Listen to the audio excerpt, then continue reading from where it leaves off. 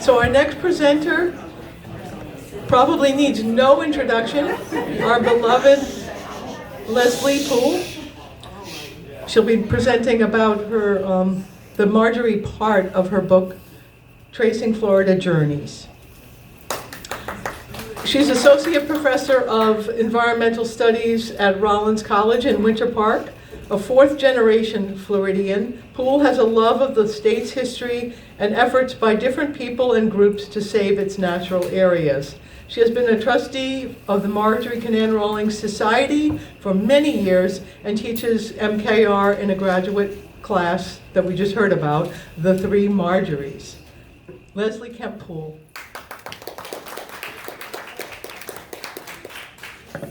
Thank you. I know this is a complete letdown after those wonderful students, but I'm going to condense to try to catch up on some time today. The research that I'm going to talk about today, part of it has been condensed and it's in your journal, if I've got that right, Anna? Yes. But I'm going to talk a little bit about it. And a lot of you have heard me talk about how I got engaged with Marjorie Canaan Rawlings. And so today what I'm going to talk about is how I've managed to extend it into another book, which is so exciting, that just came out in March. Unfortunately, I don't have any to sell, and the local bookstore is not carrying it. However, you can get it through Amazon or through the University Press of Florida. And if I remember to do, we'll try to send out a friends and family members extra code to get you a little discount for it as well if you're interested. Hello, how do I move this? The arrow?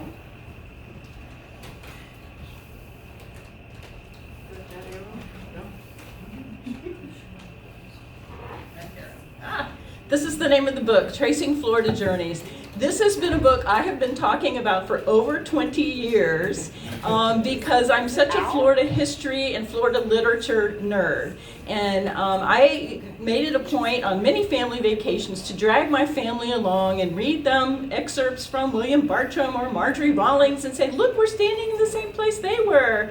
And their eyes would roll back. But I thought it was very exciting. So the whole concept of this book is to trace famous travelers who came through Florida in different time periods, who kept lengthy accounts of the trip, that was a requirement, and who were scattered in different parts of the state. So there are many more people who have come through Florida and written about it, but I've been very selective in trying to find those accounts. And then in each chapter is a different person, and then in each chapter I go back and retrace their steps. And at the end of every chapter there's a little guide about how you can find some of these places. So here's an example of some of the chapters that are and following in chronological order. So we talked about Hernando de Soto's expedition in 1539. 3 different people on his expedition kept really lengthy accounts. So it's really fascinating to see what the group saw. Of course, they were conquistadors. They didn't really care if Florida's pretty or not. They were looking for many different things, which is fascinating. And I talked to a lot of historians and native experts, anthropologists, about what he saw and why he would have seen what he saw. Jonathan Dickinson was shipwrecked off the coast near Jupiter, and he was English. He was still a colonist going to Philadelphia, but recognized that if he didn't say he was Spanish, then they might be massacred by the local natives who had aligned with the Spanish in St. Augustine. So they pretend to be Spanish, I don't know how, and end up traveling up the coast to St. Augustine, some by foot and some by boat. It's a fascinating account. And the native people that he meets are gone 30 years later. So no one ever seen. So he's the only account of that. William Bartram, I nerd out on Bartram. He came through Florida and kept a lengthy account that he wrote a book about. Goes to many places in Florida, including Paynes Prairie, where they're having a celebration today at Bartram. And I also got to visit a mound up in the Wielaka area with Paul Dunn, who helped me meet an archaeologist, and we talked about what that means, and went to many different sites that were William Bartram sites. And so that's one of the people my family's had to suffer through hearing me talk about. John James Audubon came to Florida looking for birds to draw, because he was creating a subscription service for people of his bird prints, and he needed some new birds. He starts up in the St. Augustine area and hates it. There's nothing pretty. He says, what are all these flowery sayings of Mr. Bartram? He doesn't know what he's talking about. But he finds nirvana when he gets down to the Keys and finds a lot of species there. And I want to do a shout out to Ashley, who just helped copy edit a new book about Audubon in Florida that will accompany a museum exhibit at the Museum of Arts and Sciences in Daytona Beach. It'll be opening in September. The book's by Clay Henderson. Yeah, the book is by Clay Henderson. Ashley helped copy edit. God bless you. And the exhibit will feature are the prints of the birds that Audubon saw in Florida. So it's going to be very Florida specific. It might be something you really might enjoy. We also, John Muir. A lot of people don't know that before John Muir became John Muir, he walked through Florida in 1867, and he travels by mostly following the railroad lines from Fernandina all the way to Cedar Key, where he almost dies of malaria. And this is far before he ever goes to California. But along the way, he kept a diary, and in it you can see his thinking changing. He's wondering about the human place in the world, and even says at one point, you know, alligators are here, God made them, and if they take out a couple of humans every now and then, that's probably okay. It's interesting. And he was nursed back to health and ended up getting a boat to Cuba, to New York, and then finally to California, which became, his nirvana as well. I also follow Harriet Beecher Stowe, who wrote about going down the Ocklawaha River in 1873 on a wooden steamship all the way to Silver Springs. It's a remarkable account of looking at early tourism and early, thinking about Florida as well. There's the John Ingraham expedition that travels through the Everglades. They decide that they're going to just survey a train line on a straight shot from Fort Myers to Miami, because this is what you did. You did a straight line from Fort and straight across the Everglades, and it was going to be great. They were going to do it in 2 weeks, and everybody, we were going to be done, and yay, and there's going to be a rail line. Well, you know how that probably went. They ran out of food right away. They ended up pushing their boats. And one account, there were 3 different accounts that were kept, and one guy said, if we hadn't stepped on a turtle, we probably wouldn't have eaten tonight. I mean, that was how bad it got. And finally, a Seminole helps them find their way to Miami. So, had they talked to the Seminoles ahead of time, they might have had a lot better experience, but no, this is what white explorers did. And it really talks about Florida as a wilderness. Florida really was a wilderness then. I also have a chapter about different visitors who went to Middle and West Florida, including Daniel Boone, Laura Ingalls Wilder, Andrew Jackson, who all had interesting things to say. I also talk about Stephen Crane, who was in a shipwreck off the coast of Daytona Beach, Ponce Inlet. And you may remember we had a speaker several years ago, Elizabeth Friedman, who talked to us all about that. And Elizabeth is interviewed in my book. And then I also have a chapter using different writings from Zora Neale Hurston, particularly about Eatonville, about a turpentine camp she goes to up near Cross City. It was called Shamrock at the time, and then finally going in her time at a sawmill down in Polk County. Kind of frightening stuff, but only she could have collected that information. But the 11th chapter is Marjorie Kinnan Rawlings. And I have to say, I have a very personal relationship with Marjorie, even though she doesn't know me, but she has been kind of a guiding light in my career late in life, and it's been a really interesting journey. As you know, Marjorie and her husband, Charles Chuck, came to Florida in 1928 thinking that they were going to have a bonanza of oranges that were going to pay for them to be full-time writers. And of course, that didn't quite work out the way they thought. Within 3 years, she lost most of her money. She was in serious trouble, but she had found her people. She had found her topics and fell in love with the landscape. Charles, not so much. He wanted to write about yachting and boat racing, and he really was not happy in Cross Creek at all. Early on in their relationship, the neighbors send over Desi Smith, whose later 6th marriage, last name was Prescott.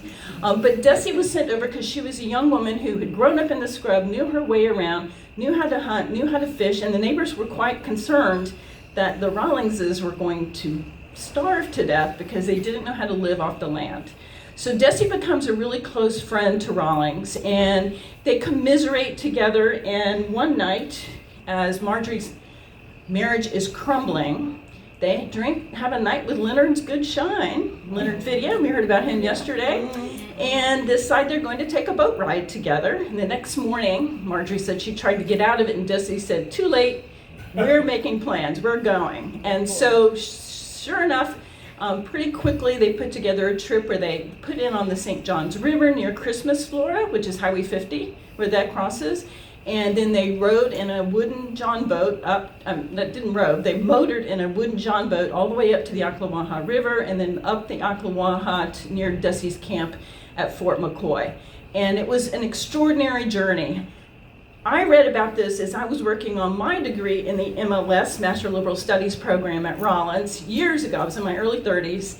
And the minute I read this chapter that's in Cross Creek called Hyacinth Drift, I started dreaming about taking the trip. I cannot tell you how many girlfriends I tried to talk into taking the trip with me. They thought I was insane, so it kind of became a dream of mine. But in the meantime, I learned more and more about it. The women had gotten lost in Puzzle Lake, and they didn't know how to find their way around. And Marjorie really uses this as a metaphor for where her life was. It was kind of a mess. And while she writes in Hyacinth Drift that they followed the floating hyacinths to find their way out, in reality, Desi said, no, you can't do that because wind blows hyacinths. That doesn't work. Instead, Desi crumbled up a bunch of debris, put it down several inches under the water, and then watched the current. But she said, but it's okay. It was beautiful the way she wrote it. I didn't mind it. Rawlings also finds, a morning where she's been camping on the St. Johns River, really feels like her soul is being restored. I mean, it's just a wonderful trip of renewal, basically, for the two of them. And Desi said one of the reasons they went was that, Marge was a really good cook, and she was counting on that. Desi killed some ducks, shot some ducks, and did some fishing along the way as well. And they met men along the way, fishermen, and a lot of them made fun of them and said, oh, two women alone on the river, you should never do that. That's not a good idea. And then she said they would think and say, yeah, don't let anyone talk you out of it. It's a great trip. So they met people along the way. Marjorie said they felt like they were being looked out for the whole time. And the word had actually gone down the river that they were coming, and so people were looking out for them. Again, this is published first as a magazine article in 1933 and then becomes a chapter in Cross Creek in 1942. And like I said, I fell in love with it. And so, and then I should say also, while they were on the trip, Marjorie was also having some writer's block about a book she was working on, but she said when they got back, it was all clear. She decides to get divorced. And so she's going to get her life back together, and she said, having been on the river helps you get back into the stream of life is really the story of that. And a few years later, she wins the Pulitzer Prize, So, it was a good trip. It was important for both of them. Like I said, I had tried for years and years to get a girlfriend to go with me on this trip. And finally, one night at Gator Homecoming, over a few beers, Heather McPherson, who was a sorority sister of mine and who was an editor at the Orlando Sentinel, agreed to go on the trip with me. And the next thing I know, she's found a boat and we are going out on the river, and we spent a week. But before that, we discovered through Kevin McCarthy that Desi was still alive.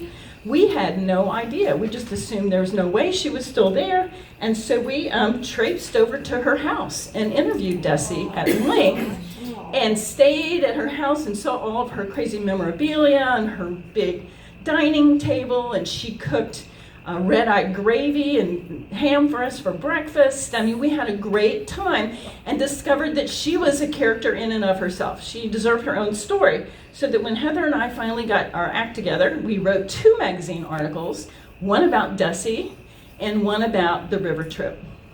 So we took the river trip in March, and the same time the women had gone, Desi had looked at a map for us and tried to pick out where they had stayed.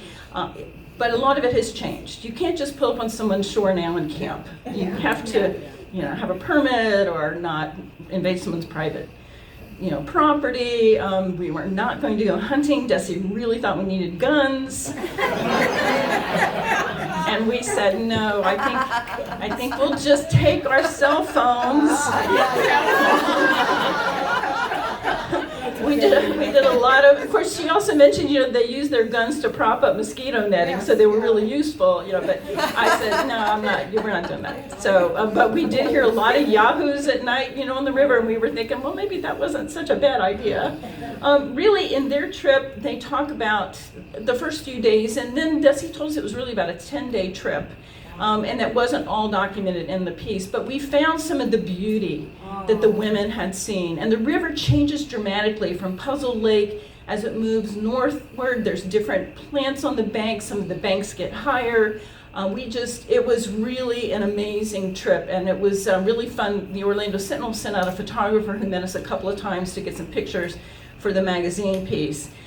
When we got back, I cannot tell you how many people, let me back it for a minute, how many people would come up to me for the next 10 years and say, wow, I always wanted to take that trip. People who I didn't even know, who knew that I had taken the trip, would say, wow, I love that magazine piece.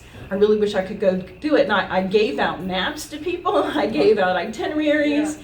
I don't think anyone ever did it until I met Bill Belleville, who was a writer who had written a book about the St. Johns River. This is his book.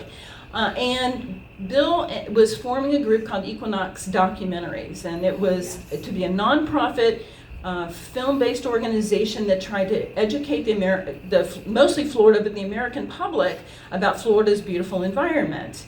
And so together we formed it. Terry was on the board with us, and we tried to look at what are some different projects we could look at. And Bill, of course, wanted to do something on the St. Johns, but we thought, well, this Hyacinth Drift could be a good outline, right, for a narrative for how to teach people about the St. Johns River.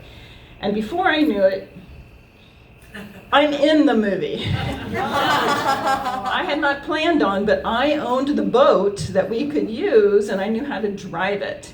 And the group decided that we should have a different woman go with me, someone who would have fresh eyes, fresh perspective, and they chose Jennifer Chase, who is a very distinguished author, playwright, musician from Jacksonville, and she wrote a whole soundtrack as well, and it was really fun. So here's us. This is where we put in on the St. Johns River near Fort Christmas. We spent a week in 2006 going up and down the river. We always had, it was the two women and a huge male film crew that was with us. You can see here, this is Jennifer talking to Jim Draper. We stopped at Blue Spring, but you can get an idea of what the film crew looked like. So every time you see us in the boat, it looks like two of us, but usually Bill was lying on the floor, and there's a sound guy nearby holding a boom, trying to make sure, and we were all mic'd up. It was really, and then there was always two boats following us, usually watching us and filming. So it was an interesting experience. I never got really a very clear agenda of where we were going. They would just say, okay, so tonight you're camping. And I'm like, what? Yes, you're camping tonight. So it was a really wonderful trip that we met people incidentally that we did not intend to meet. We met some hunters who were deer hunting, and they brought back a yearling deer that they had killed. And they were going to take it to their friends who were disabled and give them the meat. We were like, what? And these guys knew the yearling, and people up and down the river knew Rawlings, and that was really fabulous. And it ultimately led to our movie called In Marjorie's Wake, which did air on PBS nationally in 2007. And this was the poster that was drawn for us by Jake Glisson. He painted that for us. And we had some premieres around the state, and then it still periodically shows up, I think, for free, like at 2 a.m. sometimes. And a lot of libraries have gotten it, and I've shown it to some of my students as well as we talk about Cross Creek. At the root of the film is this question: how do we make people love Florida?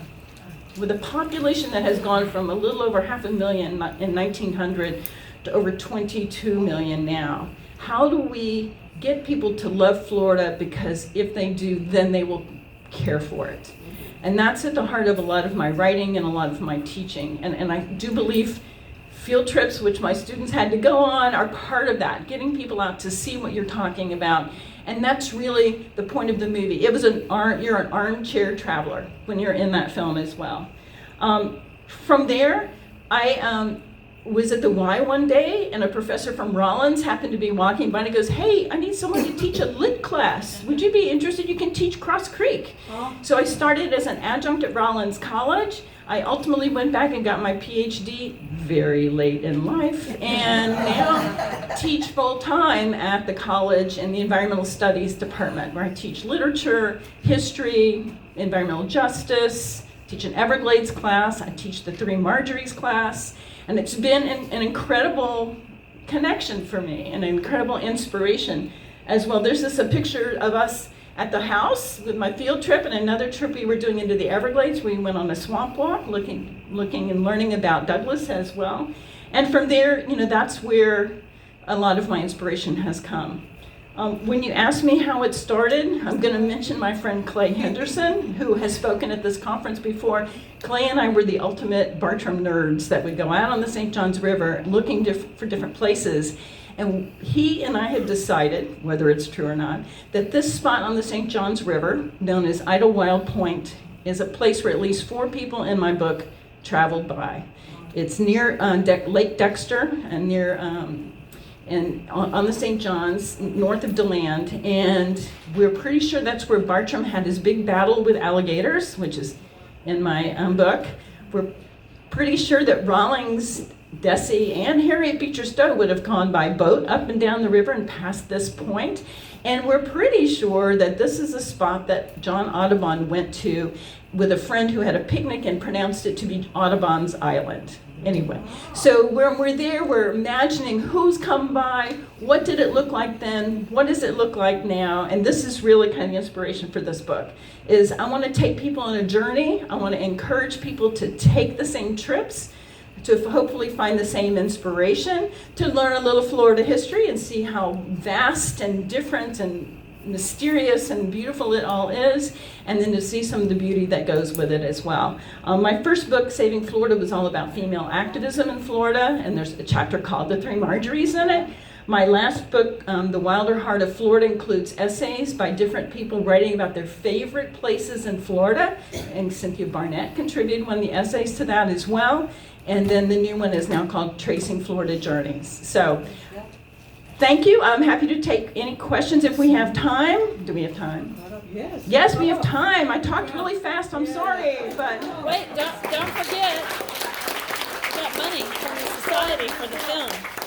oh yeah, I should mention, for In Marjorie's Wake, the society did help financially support that film. We came to actually a Rawlings meeting, I believe it was in Cedar Key, and asked for help, and the Rawlings Society did, so they are credited. Yes? Actually, where is Idlewild Point in Florida? It's on the St. Johns River near Lake Dexter, which is kind of in the middle of nowhere, south of Lake George. You have to only get there by boat. It's only by boat, yeah. But this is Clay and I've been here multiple times because our families won't go. Yeah. Leslie. Oh, okay. Should I go? Yes. Okay. Thank you, Leslie. I wanted to ask, in terms of hidden places along the St. John's that some of your travelers have been to, are somewhat like they were, little places like Willaca. And I wanted to ask you if you had heard anything about Bass Pro Shops buying up a lot of land on the St. John's there and has some plans that are really, really big. Oh dear. Have you heard anything about that? I think it's fairly quiet, but it's definitely happening. Oh no, I have not heard that. That would really depress me heavily. I have taken my students up to see the Rodman Reservoir, which is now called the Kirkpatrick Dam, which was part of the Cross Florida Barge Canal project, which is really depressing. And that dam really needs to go, but there's a lot of politics involved in that. But I would not be surprised if anything on the riverfront is prime development land now in Florida. That's what I was asking Rick Kilby about last night. It's Johnny Morris that owns Bass Pro Shops, and he's going to put 3 golf courses in at the Old Floridian Club on the river just north of Olympia. So that's interesting, new golf courses, because in Orlando we're shutting down golf courses. People aren't using them, and they're becoming natural areas or parks, so that's interesting. Any more questions? No? Okay. Well, thank you so much for coming today, and I'm so glad to see everybody at the conference. I'm a Rawlings fan too, so enjoy. I just saw your book.